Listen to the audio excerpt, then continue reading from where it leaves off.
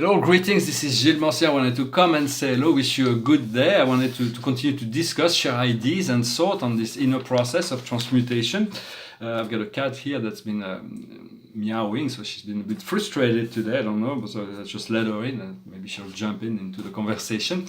I wanted to essentially express the fact that ever since 2012, everything has changed and there is no more reason for guilt of any kind, self-judgment, all those things are completely not necessary.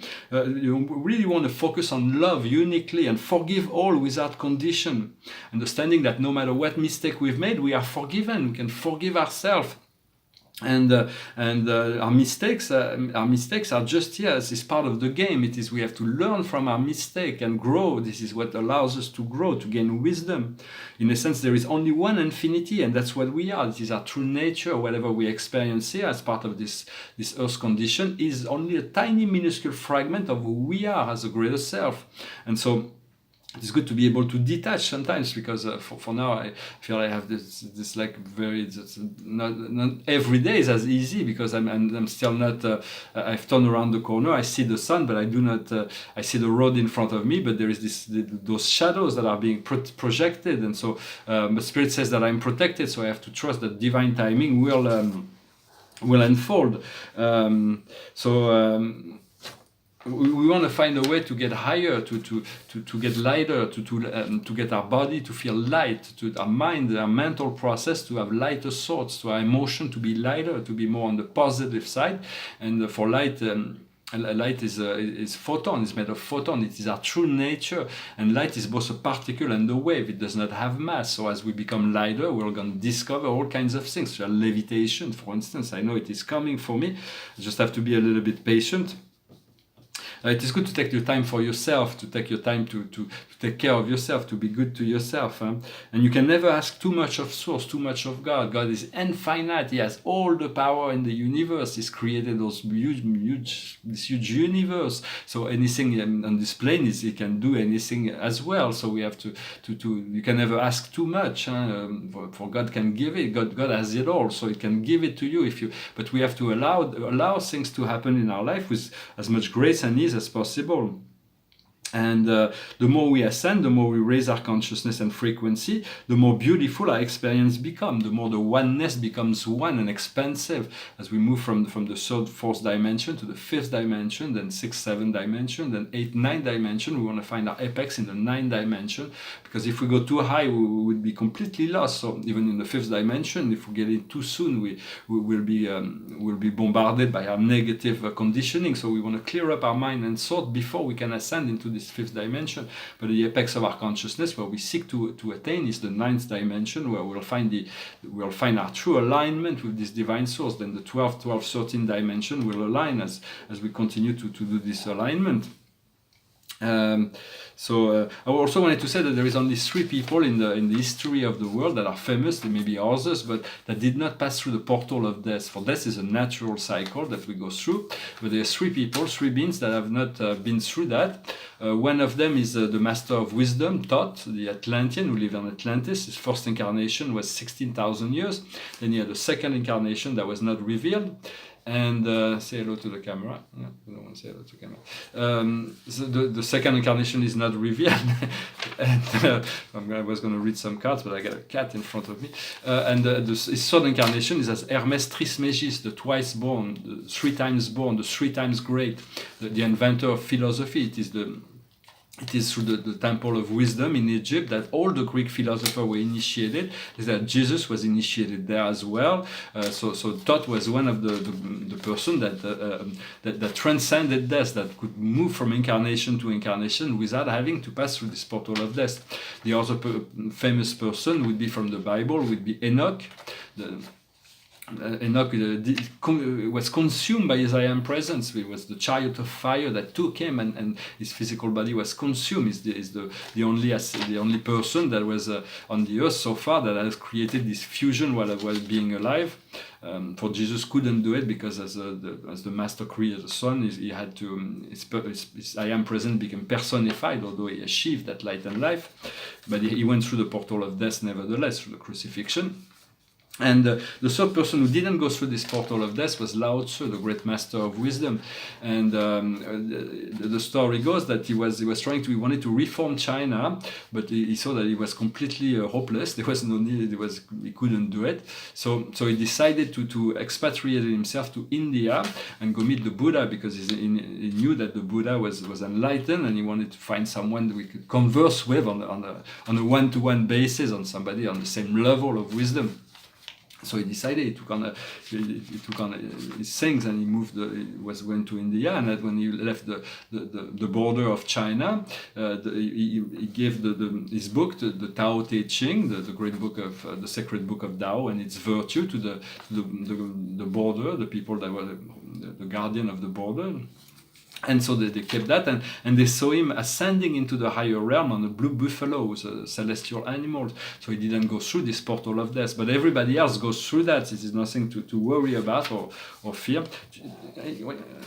And so the painting behind me, so I just wanted to also, Spirit asked me to speak about religion, so I'm going to do probably my next video on religion. The oldest religion is probably, the two oldest religions are the Taoism. For Taoism, it's been very ancient. It's 10,000 years ago. There was still the birth of Taoism with Fuxi, the inventor of the trigrams. And but when Lao Tzu came in about 3,000 years ago, 2,500 years ago, 2,000 years ago, then he codified, he explained the Tao, he explained through the Tao Te Chings, but Taoism existed long before he came into being. And the other oldest religion is Hinduism, which was not revealed by any human person. It was a direct revelation from Krishna, Lord Krishna, to give this Bhagavad Gita, the birth of Hinduism. So I'm going to speak of probably the next the religion in my next video. I wanted to, the painting behind me is an interior. I've done about 50 of those interior. It was a time where I couldn't really paint large paintings, so I started doing large painting in small ones. It's inspired by a master named Matisse. And in this one, there is this blue, it's like there is all kinds, it's very mysterious, there's still mystery, but there's a really interesting relationship between the floor, the walls, and those two paintings. This one's very abstract, with this, and the blues are very different, and then there is this quite wonderful, I really like this one, but they're all very, very different, those will be the easiest painting to understand, rather than the metacosmic paintings of mine. And I was going to read some cards, but I've got a cat that's laying down on my cards right now. Can I take the cards? Can I take the cards?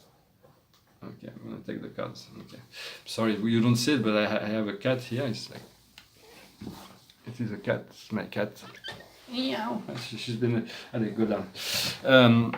She was a bit frustrated today, so I let her in the room when I do this video.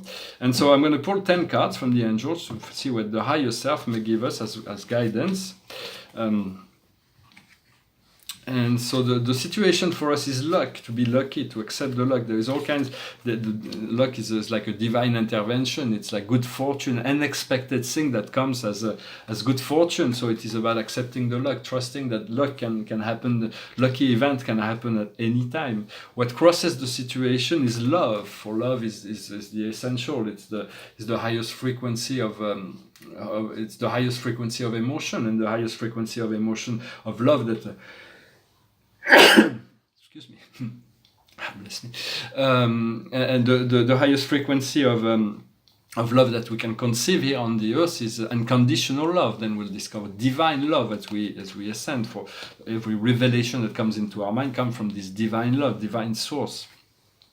What we see before us in our conscious mind is revelation. There's all kinds of things that are being revealed within our consciousness. It is good to trust our inner revelation above all else, to trust what's coming from the inside. For the inside, there may be something that needs to be transmuted from the subconscious, but there is also information that comes from the superconscious that reveals the future, the destiny path. What we see in the past, in the subconscious, is forgiveness. We have forgiveness. So forgiveness is essential. We have to forgive unconditionally all beings and all things and ourselves. There is no reason for more guilt. Right now, it is what we are. The situation now is intuition. We are developing our intuition to a greater extent. We are balancing the logical and the intuitive mind. And what's coming up in the next near future is equilibrium. There will be this great equinox where all energies will be in equilibrium. It's coming up really soon. And so it's about this balance. Everything has to always be this aerial. So it's the idea of balance. For life will always create imbalance, but then we have to bring it back into balance through the process of centering. What we have, the strengths we have, and what we represent in this situation is destiny. We are the forces of destiny, the stairway to heaven. It is understanding our destiny. We came here with a purpose. What comes to us from the outside world is living, departing. So it's about this departure. There is a definite shift. I hope that the divine providence will come to make this departure from my present state to the next one, to more like paradise rather than hell. For I'm still in between those two states of being, and it's really delicate. Sometimes I feel like the temptation to accept the fact that things may not turn out well when my inner self tells me that everything will be well. So I know there is going to be a shift, the opportunity to change, to move, to progress, to move forward will be given. What we are in our inner emotion, our hopes and fear is abundance. So we want to tune into this field of abundance. For sometimes.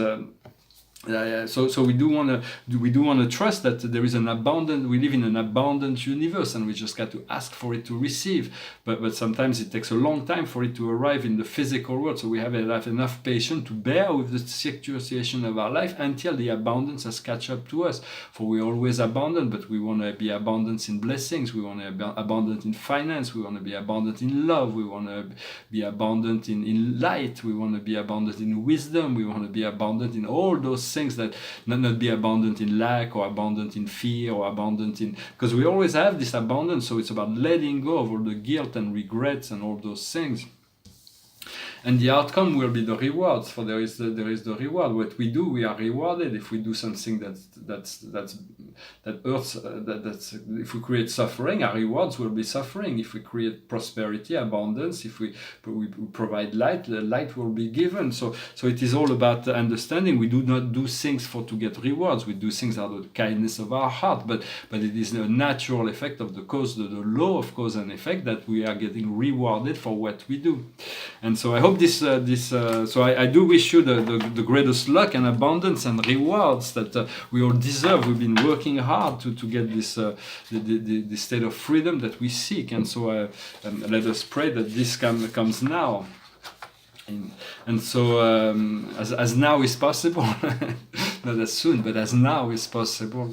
I'm going to finish with a song. I'm not a great singer, but Spirit says to continue to sing.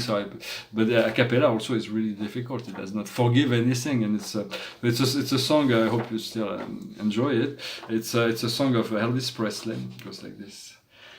Maybe I didn't treat you quite as good as I should have. Maybe I didn't love you quite as often as I could have. Little things I should have said and done, I just never took the time. But you're always on my mind. You were always on my mind. Maybe I didn't hold you all those lonely times. And I guess I never told you I'm so happy that you're mine. If I make you feel second best, girl, I'm sorry I was blind. You were always on my mind. You were always on my mind.